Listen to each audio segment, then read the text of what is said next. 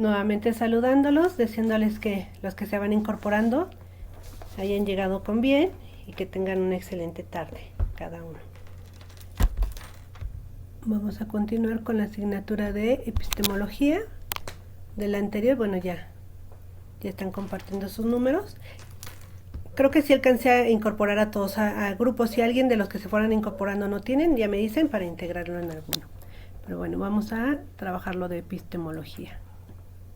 Le comparto la presentación.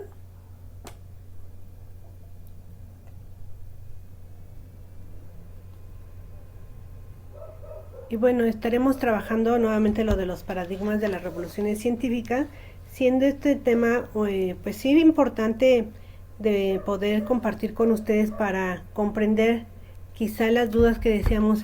Ya hemos hecho investigaciones, ya hemos hecho trabajos, ya hemos hecho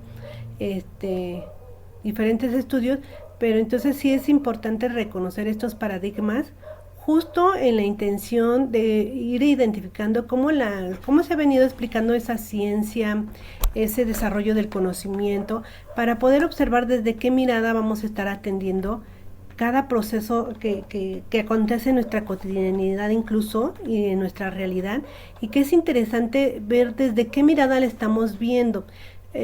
Cada uno de los individuos, a partir de su desarrollo profesional, de su formación, tiene una carga cognitiva determinada, porque algunos son abogados, pues sabemos que de leyes nos van a hablar y van a conocer muchísimo, ingenieros, y sabemos que pues estarán hablando de esa área, arquitectos, cada uno tiene un bagaje cultural en cuanto al área en conocimiento. Y entonces frente a esta realidad sabemos que hay estudios diversos que nos permiten entender las realidades, entender la manera de cómo evoluciona la propia sociedad, cómo evoluciona la tecnología misma, la ciencia misma, los cambios de paradigmas que nos dicen de la manera de mirar y de entender al mundo. Y entonces, ¿por qué es importante recuperarlo? Porque ustedes o todas las personas, cuando hacemos un trabajo, una investigación, sea del índole que sea, es importante no verlo solamente como el mero cumplimiento de... Sabemos que hoy el internet, la tecnología es tan avanzada que ya me da toda la información. Yo le coloco el dato y él me arroja todo lo que yo necesite. Y entonces, ¿qué es la parte interesante? No solamente es bajar información, recuperarla, estructurarla y dejarla, sino mirarla de manera distinta, mirarla con un análisis puede ser desde una mirada crítica, desde una mirada analítica, desde una mirada, nos dirían positivista incluso, o desde la mirada que lo veamos. Es importante entenderla. Hoy en día nos dicen es importante verla también desde un enfoque de sistemas, porque antes decíamos cada parte funciona aislada, y no es cierto. En la realidad es que todo tiene relación. Todo un individuo, al estar al interior de una familia, tiene relación con los miembros, y su vida sí está determinada por el tipo de familia. En una organización, lo que ocurre en un área ocurre en la otra, también tiene relación entre ellas, y entonces también hay que entender esa red de relaciones que se generan. Entonces, frente a estas situaciones, por eso nos hablan de la importancia de ver la realidad que tenemos, o ver a la realidad, o ver nuestro entorno con un enfoque, con una mirada distinta. Por eso nos hablan de algunos autores que son importantes, que nos recuperan para justo ver esos cambios de paradigmas, esos avances que hay. Antes todo decían pues una explicación teológica, posteriormente una explicación racionalista, después una explicación basada en el método científico, donde dicen hay que seguir todos los pasos para poder llegar a la verdad. Y entonces a partir de ahí nos hablan también de nuevos autores, que es importante recuperarlos, porque nos dicen una teoría es verdadera mientras no se encuentran las fallas o los detalles que hay que analizar, ¿no? Entonces nos hablan del falsacionismo, que critica, por ejemplo, el inductivismo, que ninguna cantidad de observación confirma universalmente la teoría. Es decir, antes decían, si el fenómeno se repite de manera constante y sigue siendo el mismo, es que entonces ese es el proceso y aplica esta regla. Y entonces por eso tenemos tantas reglas y tantas cálculos matemáticos que sí son ciertamente precisos, porque en su momento lo fueron, pero hoy muchas de las teorías, no quiere decir que todas, pueden ser refutables, pueden ser contradecidas y pueden ser distintas en una realidad o mejor dicho, en un contexto que otro. Entonces, por eso es la importancia de estos autores, de revisarlos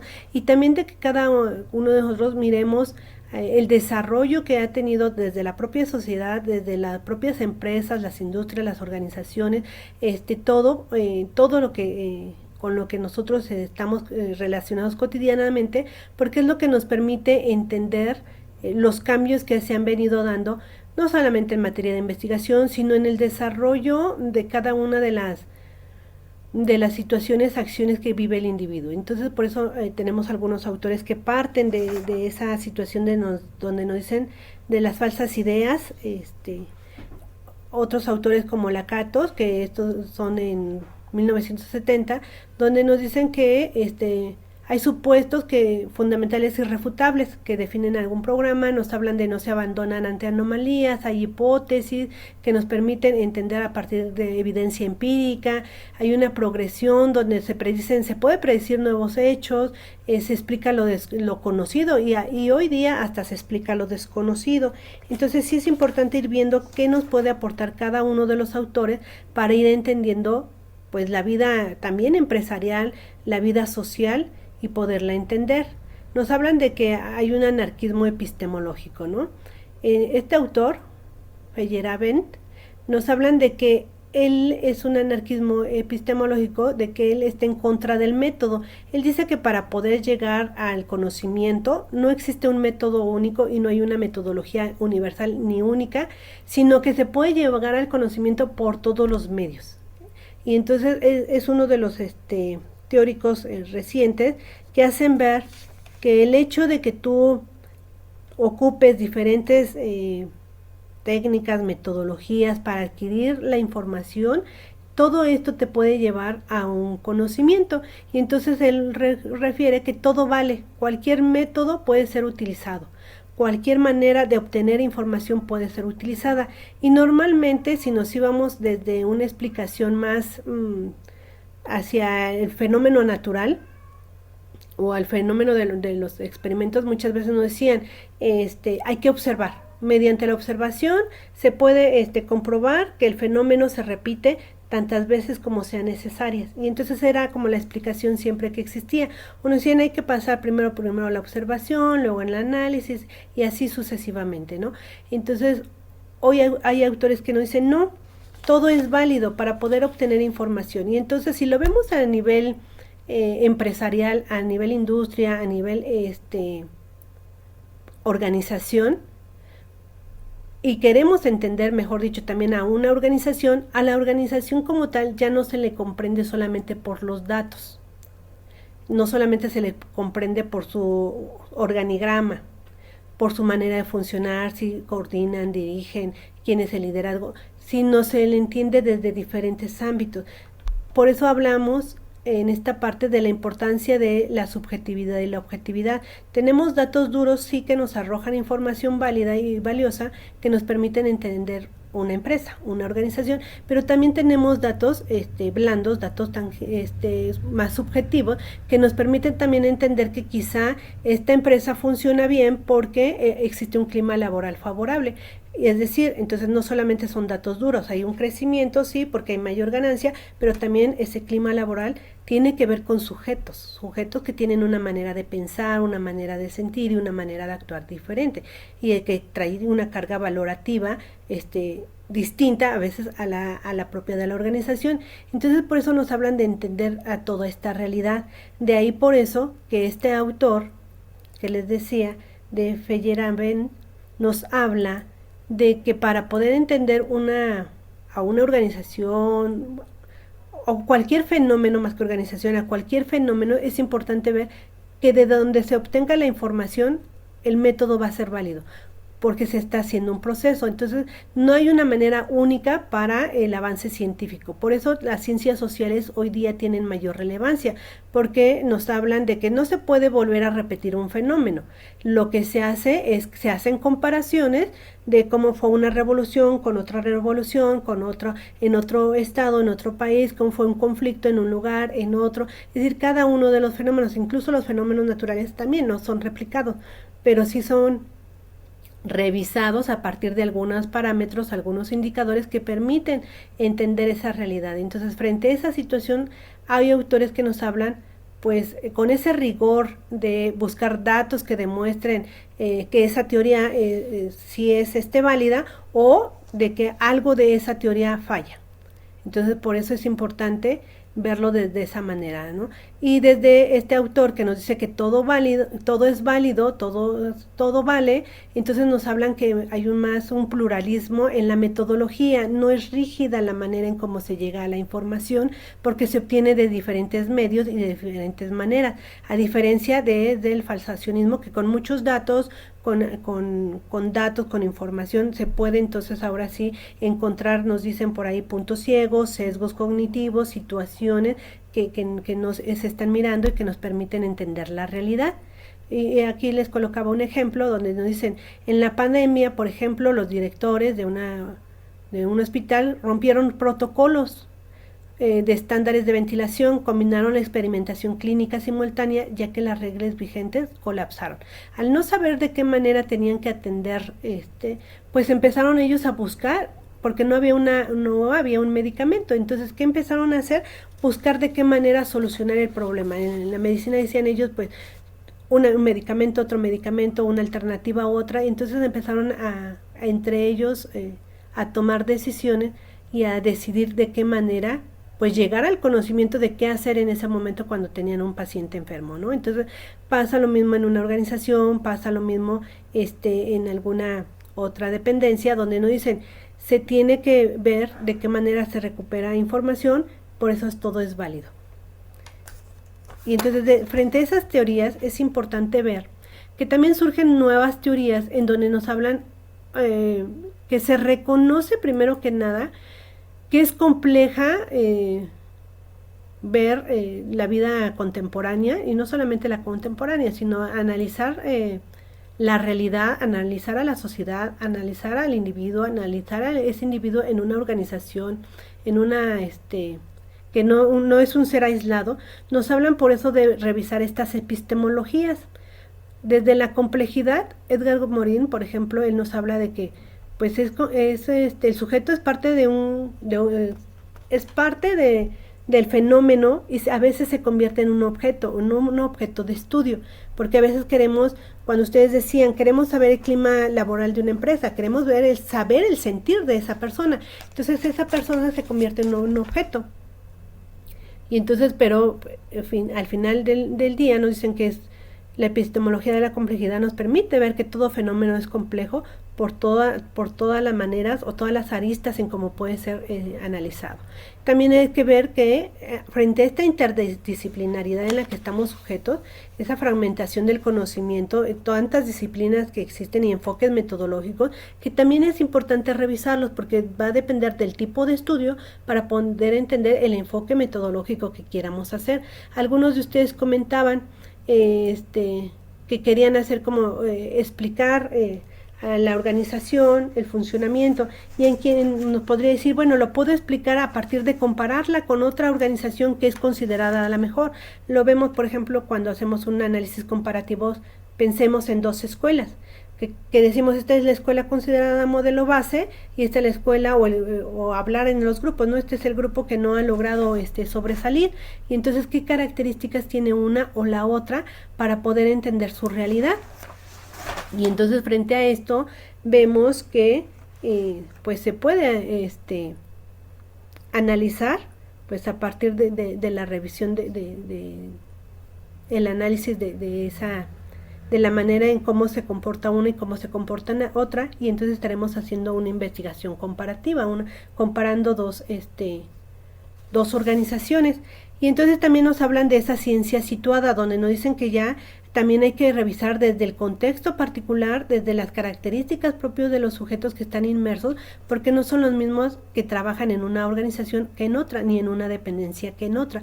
Por eso nos hablan que es importante revisar estos modelos vigentes que existen de la revisión contemporánea. Entonces, frente a esta realidad, es importante que cada uno de nosotros analice cómo estamos mirando pues el fenómeno que queremos estudiar.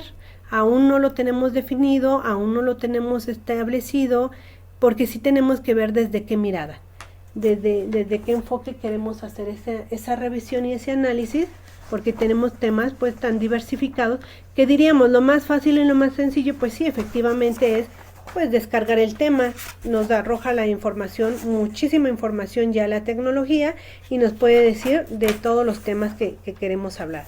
Hablaban ustedes de la administración pública, de liderazgo, de pequeñas empresas, de talento humano, pero ¿desde qué enfoque? Y entonces si lo vemos desde qué enfoque o desde qué modelo, tendríamos que estar revisando desde diversos paradigmas que nos hacen revisar qué teoría de los sistemas.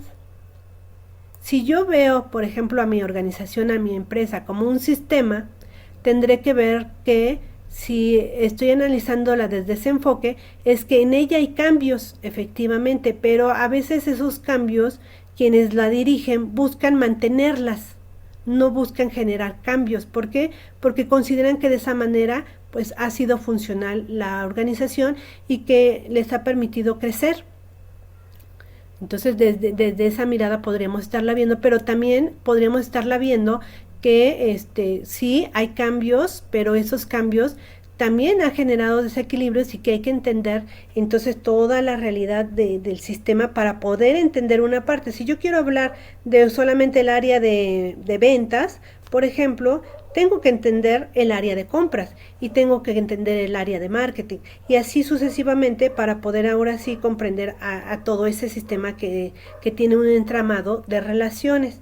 Entonces por eso nos hablan de que no podemos hablar de una organización como por partes, sino en su totalidad, si estuviéramos hablando desde la teoría de los sistemas. Y entonces por eso es de revisar desde qué mirada. Si lo vemos desde la mirada de la complejidad, también nos hablan de que hay un orden, un desorden, hay principios dialógicos, recursivos, es decir, hay una serie de entramados que también se da al interior de toda organización, pero hay que ver de qué manera se está generando. Y entonces ahí por eso también tendremos que ver el uso del poder, el uso del diálogo, varios aspectos que son importantes revisar. Si también lo vemos desde un enfoque que nos dicen desde el constructivismo, donde nos dicen que la realidad es un flujo de interacción, es decir, todo se construye a partir de la construcción, a diferencia del positivismo que nos dice y reconoce que pareciera que estábamos con una tabula rasa. ¿Por qué una tabula rasa? Porque nos dicen que se impregnan historias, se impregnan, se le da forma, ¿no? Se le puede dar forma a un individuo. Pero cuando hablamos,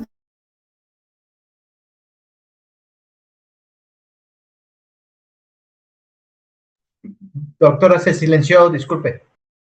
ay, gracias, no me había dado cuenta. Y luego terminó sin que me escuche. Muchas gracias. Entonces sí es importante, por eso les decía, esta mirada. Cuando lo vemos en una organización, en una empresa, es de qué manera vamos a mirar nosotros a la organización. Si yo voy a hablar de una dependencia, por ejemplo, pensemos de gobierno en una escuela, un municipio, si yo lo veo desde una teoría de los sistemas, estaré yo viendo cada una de las áreas, el funcionamiento de las áreas para el funcionamiento óptimo de todas. No podría nada más hablar de una sin mencionar a las demás, porque todas tienen relación y entonces en esa relación es donde tenemos que ver que no se ve de manera aislada. Y a veces nosotros, cuando hacemos una investigación o hacemos un análisis, queremos solamente entender a esa área, pensándola de manera aislada. Desde estas teorías nos dicen no se puede mirar de esa manera, tenemos que verla en su relación con las demás. Entonces, por eso tenemos, les decía, a estos diversos teóricos que nos hablan de verlo como diríamos, de manera, puede ser de manera inductiva, de lo particular a lo general, de lo que acontece en esta área afecta a la totalidad del sistema o a la totalidad de la organización, o la podemos ver desde de manera deductiva de lo general a lo particular, desde las leyes premisas que ya existen, y vemos el funcionamiento muy en particular de esta organización o de esta empresa. Entonces sí es importante, les decía, hacer esta revisión, y por eso el estar revisando estos diferentes teóricos que nos van a dar miradas diferentes. Diríamos, la realidad es una, y entenderla es importante desde qué mirada. Por ejemplo, nos dicen aquí, los sesgos en la inteligencia artificial son reflejo de la realidad social de sus programadores. Cuando nos dicen que hay una... Hoy, por ejemplo, que se cuestiona mucho a la inteligencia artificial y nos dicen, si la inteligencia nos está haciendo dependientes de ella, o ella tendría que depender de nosotros. Ahí tendríamos que ver desde qué mirada y desde qué postura lo queremos analizar. Algunos investigadores, algunas personas nos dicen que normalmente la IA está generando alumnos sin creatividad, alumnos sin capacidad de análisis, alumnos sin capacidad crítica. Es decir, eso es lo que nos están diciendo algunos cuando utilizan la IA. Entonces ven a la IA como un enemigo en lugar de verlo como un apoyo. Hay algunos otros que tienen la postura contraria y que nos dicen que sí contribuye, que sí favorece. Entonces, cada uno tiene una mirada y una explicación diferente. Si ahorita yo les preguntara a ustedes, ¿cuál es su mirada que tienen en relación de la IA hacia el apoyo de estudiantes? ¿Cuál sería?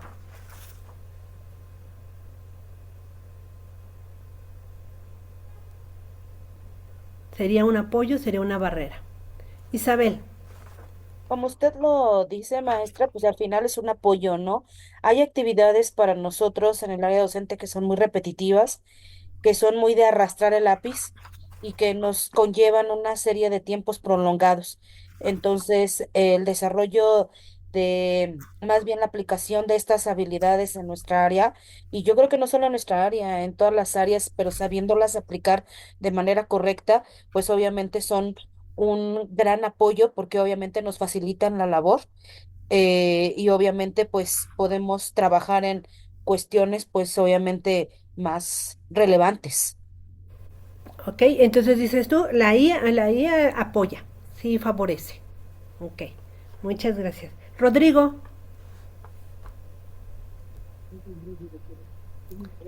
Hoy en día la IA es bueno, siempre ha sido una herramienta, ¿no?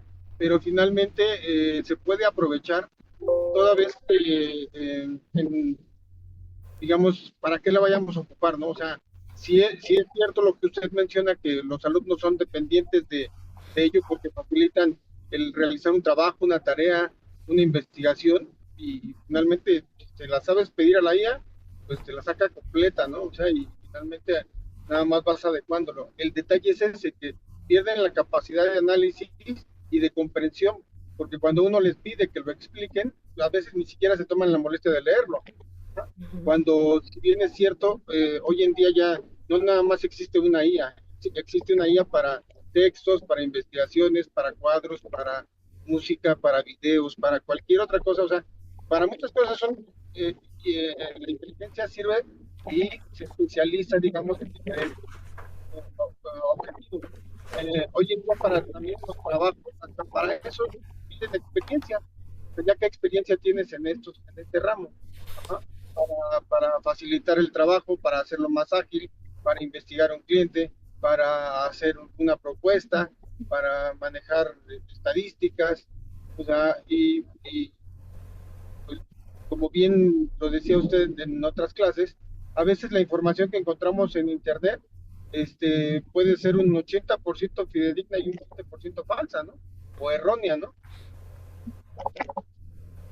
Esa sería, digamos, que el meollo de este punto. Digamos, yo que doy clases los fines de semana también, aprovecho como para, les dejo investigaciones y trabajos, pero con la finalidad de que también les cuesta un poco más de trabajo hacerlos, es hacerlos a mano.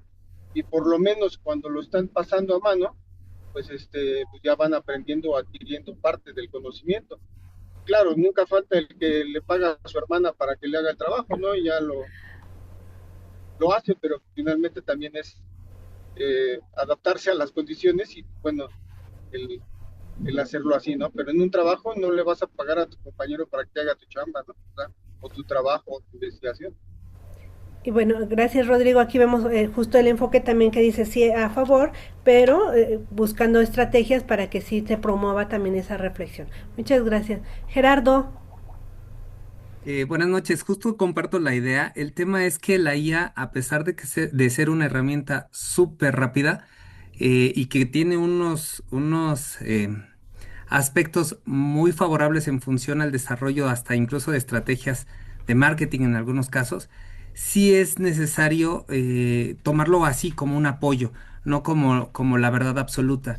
Y desafortunadamente mucha gente lo que hace es, pues ya lo pasé a la IA, lo bajó, pues se ve medio bien, así lo mando, ¿no? Yo, por ejemplo, que trabajo en el sector educativo, me encuentro con mucho de esta situación, de que de repente hacen una redacción tan precisa, tan bonita, con una redacción muy, muy fina, y cuando les dejo yo, por ejemplo, un video donde ellos ahora me lo expliquen, eh, se traban o no, ni siquiera se tuvieron la delicadeza de poderlo leer. Entonces, la IA, lejos de ser entonces una herramienta, se volvió todo un obstáculo porque no lo leen los alumnos, no lo saben interpretar, incluso que eso sería lo más grave. Y debería ser todo lo contrario, es potenciar la velocidad del conocimiento, de la adquisición del conocimiento, de la redacción como una herramienta para que la velocidad organizacional se vea mucho más reflejada que en función a un simple trabajo. Ok, aquí ya con tu participación vemos que sí dices estás a favor, pero a la vez se convierte en un obstáculo, ¿no? Y que es una realidad que si no se utiliza correctamente, sí podría ser una barrera. Ana, te escuchamos. Ana Esquivel. Sí, gracias, doctora. Bueno, coincido con mis compañeros. Hace rato que venía camino a casa, en la radio salía un comentario sobre la situación de que había instituciones que ya estaban solicitando a los mismos estudiantes que se les enseñara precisamente a usar la IA, porque pues se iban precisamente al ya no reflexionar, al no analizar, y pues ya así como de ya cumplí, ya lo investigué, aquí está. No mencionaron las escuelas, de hecho era un noticiero el que estaba escuchando, pero, o sea, sí me llamó la atención el escuchar que pues ya existían estudiantes que en vez de decir me resuelve, pues también quiero que me ayuden mis docentes a saber cómo utilizarla para precisamente no mal usar la información que nos está brindando la misma. Y Muchas gracias. Y entonces vemos también que es un apoyo, pero sí se requiere todavía generar acciones o estrategias para que no nos volvamos dependientes de ella. Ángeles. Bueno, no quiero ser muy redundante. Sí, para mí sería un apoyo para optimizar los tiempos y el no abuso de esta, pues podría hacer que se logre un análisis de excelencia. Si utilizamos la IA con conocimientos, con bases, con fuentes, entonces sería un apoyo. Pero si desconoces el tema, si tienes un desorden de ideas, si no tienes esa capacidad de análisis, la IA se te convierte en un obstáculo, porque la IA te puede dar la información y si no se la pides de manera correcta porque tienes ideas desordenadas y demás, entonces es un obstáculo. Se debe usar como un apoyo, pero si no conoces del tema, se te convierte en un obstáculo. Y entonces, muchas gracias Ángeles, justo en base a lo que dices, sí se convierte en obstáculos si no se utiliza adecuadamente. Y ustedes acaban de dar diferentes posturas que nos permiten dar cuenta justo de cómo cada uno de nosotros a partir de lo que conocemos y de cómo hemos ido relacionándonos con esta inteligencia artificial y su manejo, vemos que tanto puede ser un apoyo como puede ser un obstáculo. Entonces, si es un apoyo, ya algunos de ustedes ya decían, necesitamos ciertas estrategias, e incluso ya iban diseñando las estrategias, ya iban mencionando algunas de ellas. Entonces, vamos viendo cómo entonces ustedes ya están explicando un mismo fenómeno, pero desde diferentes perspectivas. ¿Por qué? Porque dicen, bueno, estamos viendo, lo veo como apoyo, pero lo veo también como obstáculo. Y algunos de ustedes dijeron, sí, es apoyo, sí, puede haber barrera, pero a su vez necesitamos estrategias. Entonces ahí es donde vemos la manera en cómo se diversifica la manera de entender un fenómeno y de explicarlo, porque cada uno desde su postura no se queda cerrado a decir, a ver, no, debe de ser un apoyo y nada más un apoyo, o habrá quien a lo mejor sí tenga la postura y podría así redactarlo. Los obstáculos que maneja la IA en la actualidad en los estudiantes, y solamente hablar de puros obstáculos, no ver las bondades, sino solamente verla como la enemiga de.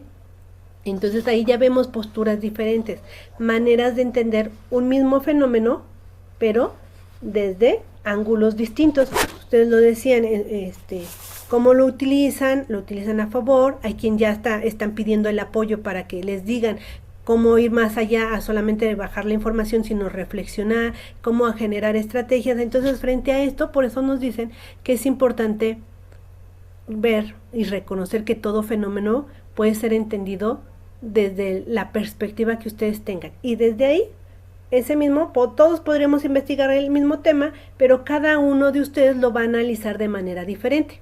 Algunos a favor, algunos en contra, o algunos ya, decíamos, de manera más crítica, algunos más propositiva, y entonces estaremos entendiendo una misma realidad desde diferentes aristas. Por eso es importante, nos decían, revisar a estos autores, porque entonces podremos también ver estas herramientas con las que contamos,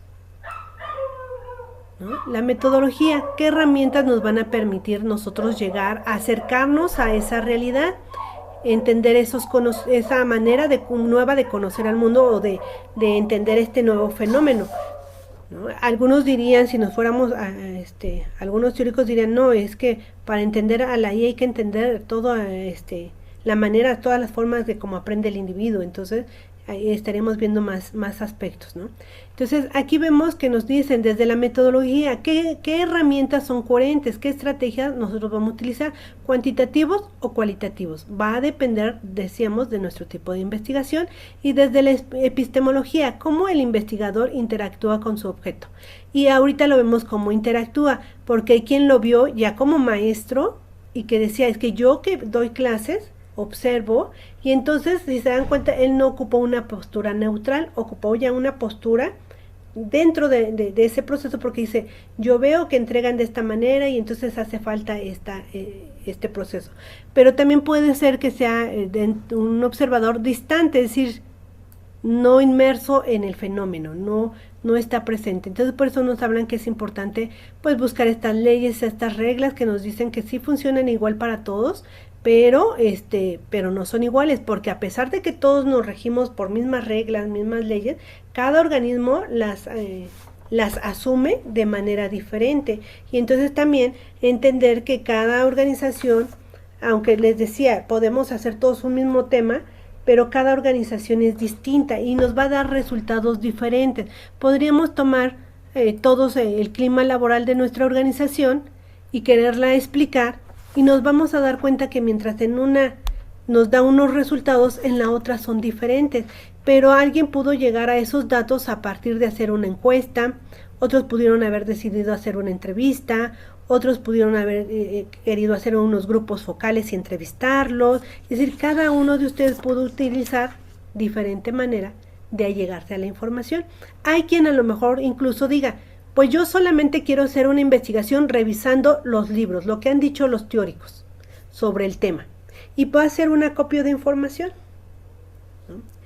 Esa también es una manera de hacer investigación, pero hay muchos que hoy día decimos, se busca hacer investigación, sí, con teoría, con información, con lo que se ha dicho sobre el tema, pero también directamente en el lugar, en la propia organización. Por eso la importancia de que ustedes estén revisando, aunque sí también se reconoce que cuando decidimos hacer una investigación de campo, sí nos lleva más tiempo, sí nos requiere más espacios para poder ir al lugar del fenómeno. Ejemplo, pensemos los que son maestros, que a veces les dicen, es que yo quiero ver la dinámica de cómo son los consejos técnicos escolares y cómo se va favoreciendo el trabajo comunitario. Pensemos en eso. ¿Qué tendría que hacer la persona? Asistir a los consejos técnicos y estar sentada observando. Si decide ser una observante, no participante. Pero tendría que estar acudiendo. Entonces, por eso también todos los pequeños detalles son justo lo que tenemos que detenernos, porque diríamos, no basta bajar solamente información, compilar todos los datos que hay sobre la IA, sobre la justicia, gobernanza que ustedes mencionaban, o sobre liderazgo. Es decir, no basta, sino que nos está implicando. Erika, te escucho. Maestra, un ejemplo sería, por ejemplo, también cuando queremos nosotros lanzar un nuevo producto al mercado, que se hacen las encuestas cualitativas, donde les das muestra del producto y tú vas y ves, no sé, los ademanes, los gestos, la aprobación del producto. Efectivamente, cuando ustedes deciden lanzar un producto, dicen, a ver, ¿qué vamos a observar? ¿Solamente lo que nos va a contestar o queremos ver todo ese lenguaje, ¿cómo es? El lenguaje no verbal? Ajá. Y entonces ahí estamos evaluando dos cosas, estás evaluando el lenguaje no verbal y lenguaje verbal. Si tú en tu estudio para poder abrir o lanzar ese producto solamente elegiste el verbal, no debes de tomar, aunque mires y observes lo que está aconteciendo, los gestos que está haciendo, no lo puedes incluir porque no lo estableciste dentro de tus métricas o dentro de tus características que dijiste que iba a ser para analizar si el producto era bueno o era malo. Okay. Porque eso ya está como que entra la subjetividad. Si desde un inicio sí decidiste que lanzarías un producto y tomarías en cuenta ambos lenguajes, el verbal, no verbal, entonces sí es válido, porque lo habías decidido y estaba dentro de tus estándares de análisis, y entonces lo puedes recuperar. Ok, y entonces, por ejemplo, si yo quiero hacer el estudio, lo que es el cuantitativo es cuando yo le hago preguntas directas a la persona, al entrevistado, sobre el producto, para yo levantar una encuesta y tener números. ¿Es así? Ajá, pero va a depender mucho de qué tipo de encuestas van a hacer, porque también hay encuestas o entrevistas que se pueden hacer no solamente de datos duros, de que te den información. Por ejemplo, ¿cuánto porcentaje considera que de producción se genera al día? A lo mejor nos va a dar datos muy concretos, muy precisos sobre algún producto, pero también en esas encuestas a veces hay que yo quiero saber datos personales del individuo, de los individuos. Entonces ahí es cuando entra como lo cualitativo, porque son datos más sobre subjetivos, no son tan objetivos. Queremos evaluar. Perdón. Entonces ahí tendríamos que evaluar nosotros el nicho de mercado, ¿no? A donde nosotros queremos llevar a cabo ese producto como tal. Así es, tenemos que medir con qué elementos, con qué metodología, con qué técnicas, es decir, y qué es lo que queremos evaluar. Por ejemplo, solamente que nos den su opinión, que nos den si les pareció adecuado o no adecuado. Entonces nos dicen, si las respuestas son como muy concretas, sí, no, rápidamente se pueden medir. Okay. Pero cuando les dejamos la apertura a que nos den su opinión, qué le pareció el producto o qué le anexaría, ahí estamos recuperando opiniones más objetivas de la persona. Porque yo en ese momento a lo mejor llevaba prisa y nada más dije, no me gustó, pero porque llevaba prisa. Entonces son varios los fenómenos por eso que se evalúan a la hora incluso de lanzar un producto. Ok, gracias. Y entonces por eso le decía, cuando hacemos un análisis tenemos que revisar bien con qué enfoque lo estamos haciendo y sí definir bien. Por eso ahorita es detenerse un tanto metodológicamente de analizar tiempos recursos. Anteriormente, cuando decíamos vamos a hacer una encuesta y la queremos hacer al personal de toda la organización y son 1500 elementos, pues decíamos es un tanto complicado hacérselos a esa cantidad de personas. Tenemos que generar una muestra y esa muestra va a ser representativa y entonces genero toda la parte estadística y eso me ayuda entonces a ver que sí puedo hacer mis datos que me arrojen, las respuestas que me arrojen las 100 personas que me respondan, sí puedo yo hacer conjeturas generalizables porque fue una muestra representativa.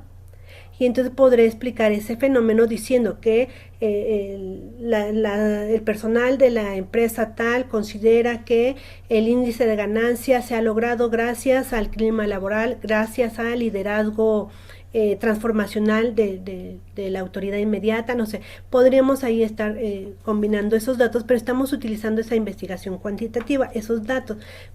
Hoy día decimos, pues sí es más ágil la inteligencia artificial, toda la tecnología, los programas, Python, R, y todos ellos nos ayudan a simplificar toda esa información, pero diríamos, por eso es importante ver, cuando hacemos un estudio de mercado, el tiempo que tenemos, cuando hacemos una investigación, el tiempo que tenemos, porque si nos dicen que urge la información, pues no voy a hacer tantas actividades o con tantas técnicas, porque sé que urge la información y se requiere datos duros o datos blandos. Tengo que saber cuál es el enfoque para saber cuál utilizar y en qué momento, ¿no? Y en una investigación pasa lo mismo. Diríamos, si todos ustedes trabajan casi todo el día, entonces tendríamos que preguntarnos quién sí podría o tendría tiempo de hacer un estudio de caso, de ir directamente hasta el lugar. Si habláramos que estamos con maestros antropólogos, o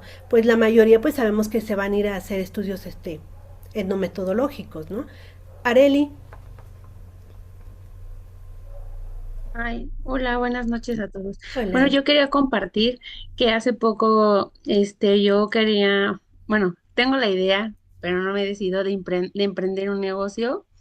Y entonces, como no soy experta en ese giro, pregunté al chat, pero obviamente, como decía mi compañera hace un rato, yo le di los prompts de la información que yo tengo conocimiento. En base a esa información y los prompts que le di, pues él me dio el estudio de más o menos en dónde ubicar el negocio, cuáles serían mis competidores, la ubicación probable de dónde puedo poner. Entonces, es bueno utilizar la inteligencia artificial, pero como dicen, en base a algo que a lo mejor desconozco y partiendo de información que yo le voy a dar la información, pero así como usarla para todo y ya no tener algún pensamiento crítico, considero que solamente es para que nos ayude a expandir un poco más. Nos ayuda Esa sería justo. mi participación. Gracias, Arely. Justo nos ayuda, como dices, a expandir. Nos da un panorama, nos da una radiografía y nos dice, por aquí puedes caminar, pero ya en la elección de las técnicas, de la metodología que vayas a utilizar, ya esa sí ya es, como diríamos, propia de la persona que va en ese emprendimiento. Una vez que sabe y le orienta, quizá le da tips, diríamos, de cómo trabajarlo. La parte importante es desde qué enfoque lo voy a trabajar, desde cuál es mi finalidad, cuáles son. Sí me pudo haber dicho este es el mejor lugar, pero si a mí me va a quedar a 2 horas, pues no, qué tan conveniente es. Si va a ser un lugar en donde va a ser muy elitista o muy en un lugar donde no va a estar no voy a tener mucha población que lo consuma, es decir, tengo que ver muchas características propias del producto y eso por eso nos dicen desde qué mirada o desde qué lente vamos a estar viendo todo fenómeno que yo quiera analizar. No sea solamente en investigación, en estudios de mercado, sino hasta en nuestra propia cotidianidad. Diríamos, cuando nosotros vemos el fútbol, cuando vemos un programa, ya no lo vemos con la misma mirada.